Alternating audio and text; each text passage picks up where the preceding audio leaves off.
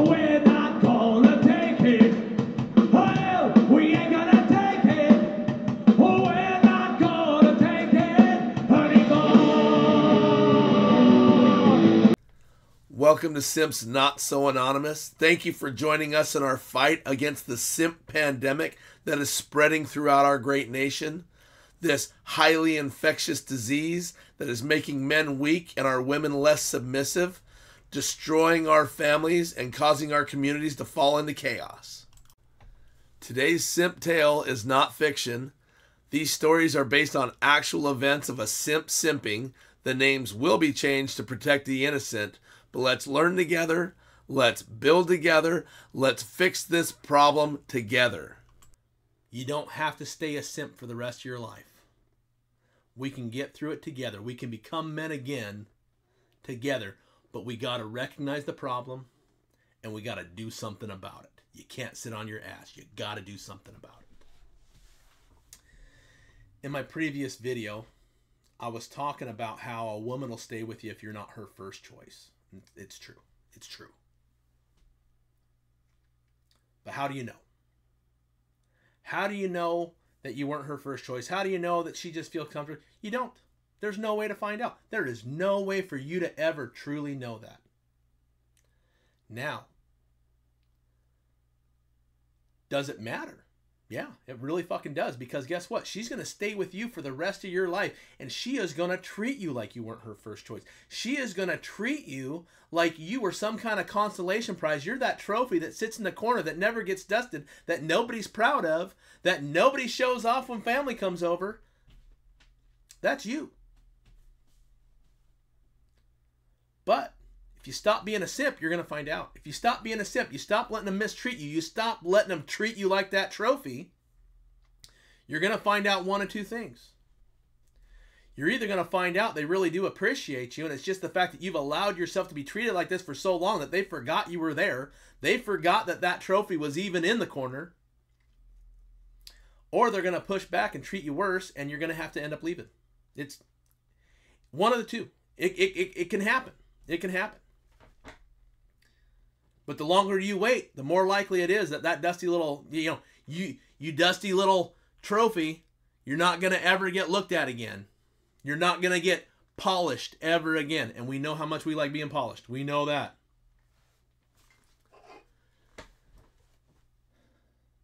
It's really crazy that we allow ourselves to be treated in such a manner and just keep pushing through and keep pushing forward and keep going. A good relationship is not hard. I know everybody tells you you're supposed to fight, you're supposed to struggle, it's supposed to be tough to be in a good relationship. It's not. It's not. When somebody truly loves and respects you, and you truly love and respect them, that relationship is so nice. It's so good. It's so easy. It's so easy. When you're wondering every single day how you can make their life easier, and at the same time they're doing the same for you, it's not just this one-sided thing. That relationship is so easy. It's so nice. It's so appreciated. You know what? This world is hard. This world is hard. Making a living in today's day and age, it's hard. It can be. It can. I know it was for me. Not everybody, but most of us. Most of us, right? Dealing with a day-to-day struggle, paying bills, doing stuff, putting up with assholes on the street. It's tough. It's difficult. But when you walk in that house, if it gets more difficult, once you have your partner to help you, you're in a bad relationship. If you literally are sitting there dreading going home after a 14-hour day, you're like, I wonder if there's anything else I can do, you're in a bad relationship. Horrible relationship. That's not a place you want to be. It's your fault. It's your fault that you're in that relationship. It's your fault that you've allowed it to get to that point. But you're in a bad relationship. For the longest time, I did that. I would, at the end of a 14-hour day, I'd probably still sit in my car for a good half an hour before I went home to make sure that I just didn't want to hear it. Sometimes I would be wondering, if I get home and everybody's asleep, maybe I'll actually be able to, I can relax a little bit. Maybe. If I get home and they're still awake, there's only so much more time I can put out before I finally fall over, right? But when you're in a loving, caring, respectful relationship, you're trying to get that 14-day over as fast as you can so you can get home.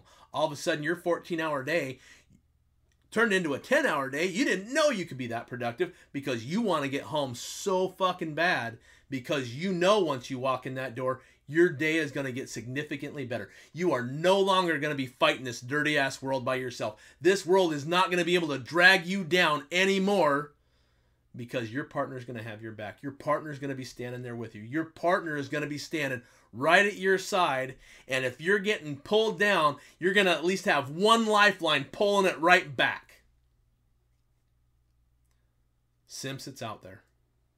It's out there. You might already be in that relationship. You very well might already be in that relationship. I think I've said previously, a lot of times, we don't pick the wrong partner in the beginning. We don't pick the wrong person because we're stupid. We found them stupid attractive.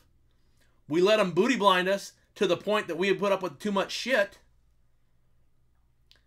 But it doesn't mean that they're the wrong person for you. It just means that you've allowed this shit to get so far out of whack, and it's time to fix it. So fix it. Don't allow the double standard. Don't allow them to mistreat you. Don't allow them to tell you that they don't really love you anymore. If they really don't, walk. If you tell them you're not going to be a simp and you're not going to put up with this shit anymore and they can't handle it, walk. But if you come in there and you say, hey, I am sick and tired of being treated like this, respectfully. So, honey, I can't go on like this. I can't be treated like this. I can't have it be like this. I am a simp and I need it to stop. I need to have my loving, caring, respectful relationship that I know is out there and that I know we had at one time. Fix it. And if they don't care, if they're like, you're overly dramatic, you're just blah, blah, blah, blah, blah, and they don't want to hear it, guess what? Then it's time to leave. It's time to go. It's time to go. 50% of men out there right now are divorced, right?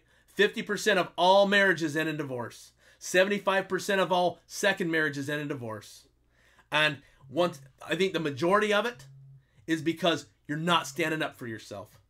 You're not standing up when you need to. You're not getting out there and telling them, hey, I'm a simp, and it needs to stop. I can't live the life of a simp. I'm a man. And I'm going to be a man.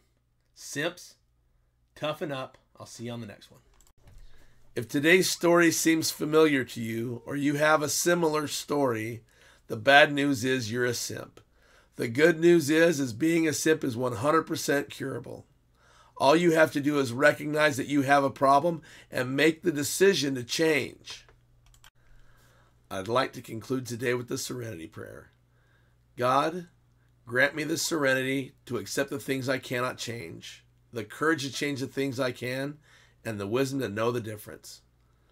Simps, toughen up. I'll see you on the next one.